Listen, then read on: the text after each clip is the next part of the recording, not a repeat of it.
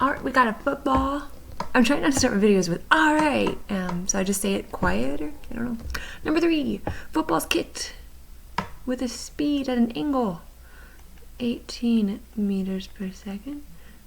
Going here, that is 65 degrees, and then we go up. So that's our initial velocity in the y direction. That's opposite the angle, so that's 18 sine 65. Here we have initial velocity in the x direction, and that's adjacent to the angle, so that's 18 cosine 65. Let's just get numbers for these. Sorry, that was loud. 16.3 meters per second.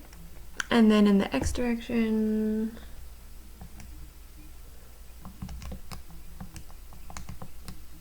.6.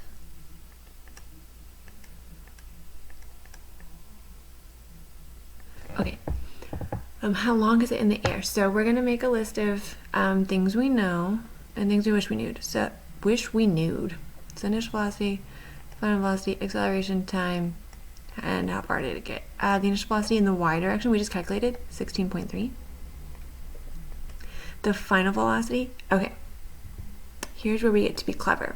So it goes up and then back down. The time that it takes to get to the tippy top is the exact same amount of time that it takes to go from the tippy top and land again. So I am going to say that we're just going to find the time of this first half and then take the time we get and multiply by 2 because we get more information. Okay, so the final velocity of our journey is 0.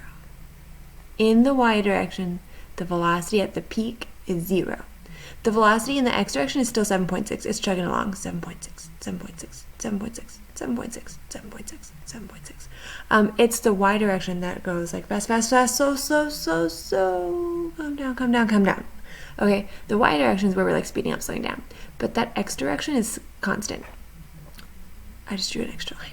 Okay, so acceleration is 9.8. Time is what we're curious about. We don't have displacement and we're not curious.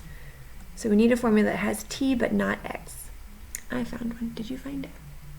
Okay, so final velocity equals initial velocity plus a times t. The final velocity is 0. The initial velocity is 16.3. Acceleration is 9.8, and we're looking for the t. Okay, so minus 16.3 equals 9.8t. You're going to get a negative number, just like, don't worry about that. I guess if I made gravity negative, it'd be fine. Don't put negative time. We can't go back in time. That makes no sense. So time is 1.66 seconds. But that's how long it takes to go from the beginning to the peak. So now we got to get back down again. So just take that time and add another 1.66. Or like multiply it by 2 or whatever. So the actual answer is 3.33 seconds. I think this one maybe the answer key's wrong, or what I saw in the answer key's wrong or something. But yeah, 3.33, that's my final answer. All right.